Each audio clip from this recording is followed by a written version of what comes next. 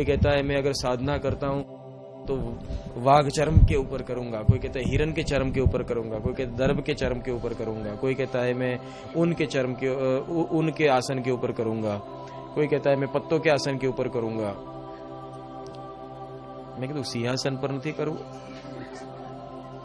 સૌથી સારી સિદ્ધિ ત્યાં સિંહને પકડી લાવવાનો બેહાડ દેવાનો। સિંહાસન કોને કહેવાય? સિંહની ઉપર સિંહને આસન બનાવીને એના પર બેસવાનું, એને સિંહાસન કહેવાય।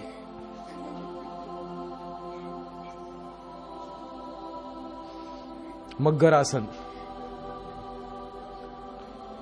હા પણ સસ્તું આસન, સસ્તું हाँ को घर में मगर जो हो एना पर बेसी जाए तो ये मगर आसन ज कहेवाय। तो ये आसन के ऊपर बैठने की प्रतिक्रिया, माला के ऊपर बैठने की प्रतिक्रिया, वो उन लोगों के लिए जो ज्यादा मायाजाल में और ज्यादा मायाजाल में फंसने वाले हैं। वरना जो जिसने पूर्णतः गुरु भक्ति प्राप्त की हो उसके लिए इन सब की कोई जरूरत नहीं है। वो जहां बैठ जाता है वो जगह स्वयं उसके लिए आसन बन जाती है। कहा जाता है कि जगत में अगर कुछ होना है तो स्वयं सिद्ध बने। कोई अस्पृश्य व्यक्ति या तो कोई रजस वाला व्यक्ति अगर आपको स्पर्श करे और आप अपवित्र हो जाओ तो फिर तुम्हारी सिद्धि कहां गई? तुम स्मशान में जाओ और तुम अपवित्र हो जाओ तो तुम सिद्ध हो ही नहीं। तुम सिद्ध ऐसे होने चाहिए कि तुम किसी अस्पृश्य वस्तु को स्पर्श कर लो और वो पवित्र हो जाए। और उसकी परिभाषा वहां पर आती है, सबसे बड़ा पवित्र होना किसे कहते हैं? कि तुम्हारे मन को कोई छू जाए और तुम ऐसे पवित्र हो जाओ कि तुम्हारे अंदर पहले मन रूप गंदगी थी, अब प्रेम रूप भक्ति प्रकट हो गई। इसको स्पृश्य होना कहते हैं, इसको स्पर्श होना कहते हैं।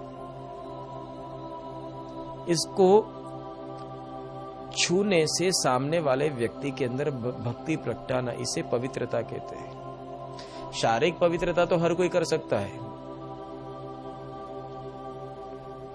नहाना तो हर कोई जानता है। तुम किसी को ऐसे छू जाओ कि उसके अंदर वो भक्ति के रंग में रंग जाए, इसे छूना कहते हैं। और वो छूना ऐसा होता है कि और उसके अंतर जब मन को ही रंग लग गया, विरोधी ज अपना पार्टी में आ जाए, पछी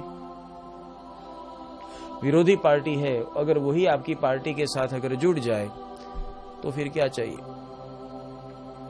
अब सबसे बड़ी बात, दुनिया में कितने के मन को काबू करने जाओगे? बहुत तकलीफ है। सबसे पेचीदा वस्तु क्या है जानते हो? सामने वाले को समझाना, क्योंकि लोग हाँ हाँ सब करते हैं पर करते वही है जो उनके मन को करना होता है। दूसरी बात, यहाँ झूठ का राज चलता है। यहाँ सबसे बड़ी मायाजाल का सिद्धांत है, सिद्धांत सिर्फ दिखाने के लिए और चलना झूठ से, दैट्स ऑल। सिद्धांत सिर्फ दिखाने के लिए चलना है तो वो झूठ से ही चलना है। ये सनातन सत्य इस जगत का है, ये नग्न सत्य है। क्योंकि साहेब का समीकरण क्या है जानते हो? अगर तुम भक्ति करते हो और तुम्हारी श्रद्धा का अतिरिक्त हो जाए तो तुरंत सिद्धि मिल जाए। कितनी देर लगती है सिद्धि के लिए? भगवान क्या क्रूर है कि तुमको बोलेगा चल 1.25 लाख जप कर, तब तक वो बैठा रहेगा? माँ क्या रोटी बनाने के लिए तुमको ऐसा बोलती है, बेटा 1.25 लाख जप कर फिर रोटी खिलाऊंगी? तुरंत दे दे।